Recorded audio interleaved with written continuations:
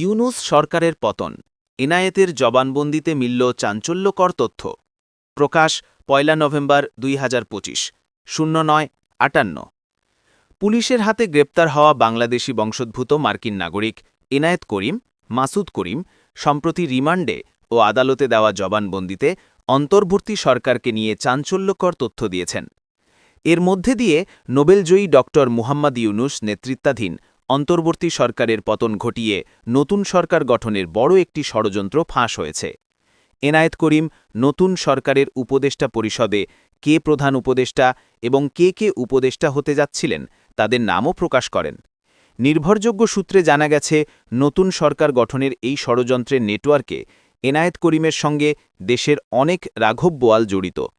এই ষড়যন্ত্র বাস্তবায়নের জন্য দেশ-বিদেশে এনায়েত করিম ও সংশ্লিষ্টদের উপস্থিতিতে বেশ কয়েকটি বৈঠক হয়।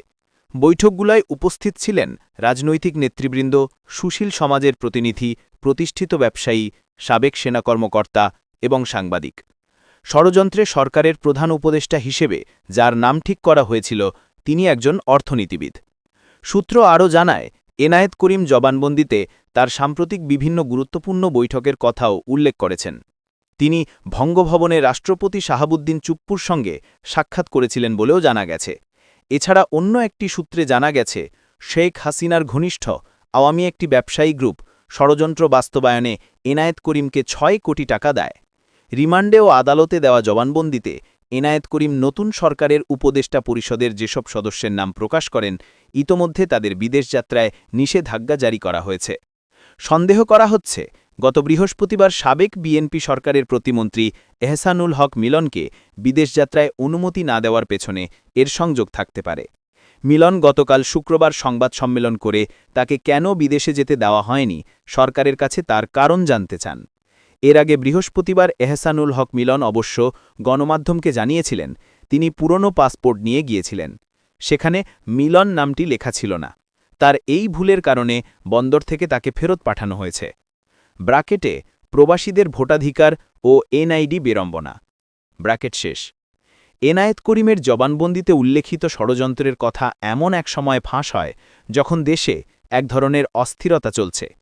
ঐক্যমত্য কমিশন বাস্তবায়ন নিয়ে সরকার ও রাজনৈতিক দলগুলোর মধ্যে বিরোধ লক্ষ্য করা যাচ্ছে। একে অপরকে আক্রমণ করে বক্তব্য দিচ্ছে। প্রধান উপদেষ্টা ড. মুহাম্মদ ইউনূস আগামী জাতীয় সংসদ নির্বাচন বানচালের চেষ্টা হতে পারে আশঙ্কা ব্যক্ত করেছেন। তিনি নির্বাচন চ্যালেঞ্জিং হবে এবং হঠাৎ করে আক্রমণ চলে আসতে পারে বলেও আশঙ্কা প্রকাশ করেন।